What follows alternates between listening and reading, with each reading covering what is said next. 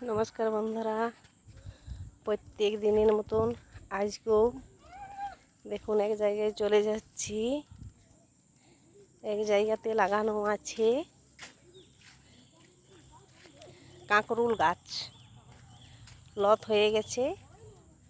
ওগুলো দড়ি টান দিয়ে মাচার মধ্যে তুলে দেওয়া হয়েছে। সেই মাচাতে একটা দুটো ফুল দেখা যাচ্ছে আর ফলও দিচ্ছে। দেখতে থাকুন, আপনাদেরকে দেখাচ্ছি।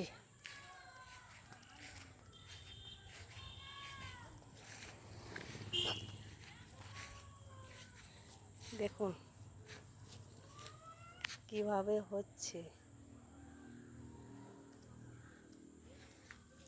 ওই দেখো ছোট ছোট কয়েক জায়গায় ফলও ধরেছে, ফুলও দেখা যাচ্ছে।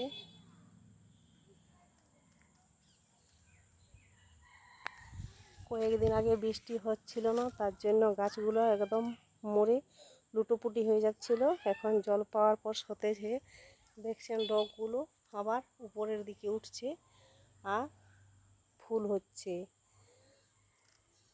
দেখতে কাঁটা জাতীয় দেখলেও খেতে কিন্তু স্বাদ ভালো লাগে।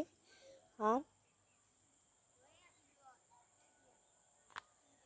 ঝালে বা ভাজাতে বা ভর্তা সব রকম করে রান্না করা যায়।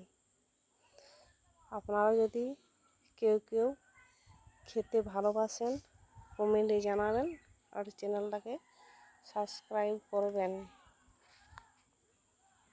নমস্কার বন্ধুরা, দেখুন তার মাঝখানে কয়েকটা পুঁই লতের কাছ থেকে কয়েকটা বীজ এনে পুঁতে দেওয়া হয়েছিল, তাই কত চারা বেরিয়েছে। দেখুন খড় পালইয়ের বসানো আছে, তার সাইডে সাইডে দেয়া ছিল। হয়তো মনে হচ্ছিল যে বৃষ্টি যদি কম হয় তাহলে খড়ের ডগা দিয়ে বৃষ্টি পড়বে, তাই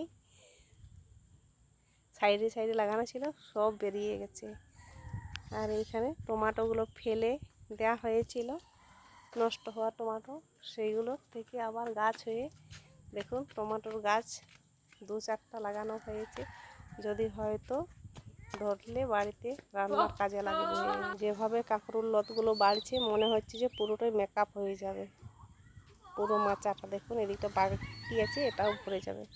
আর এই যে এখানে একটা অনেক দিন থেকে পুরনো সনলে গাছ ছিল, সে সনলে গাছের কাণ্ড থেকে ছোট ছোট শাখা পোশাখা বের হচ্ছিল, তো প্রায়ই ছাগলে বা গরুয়ে খেয়ে নিচ্ছিল। কিন্তু এখন এই যে নেটটা দেওয়ার ফলে দেখুন শাক গাছগুলো ঠিকঠাকভাবে বেড়ে উঠছে। হয়তো দু একটা রেখে দিলে বড় হয়ে যাবে।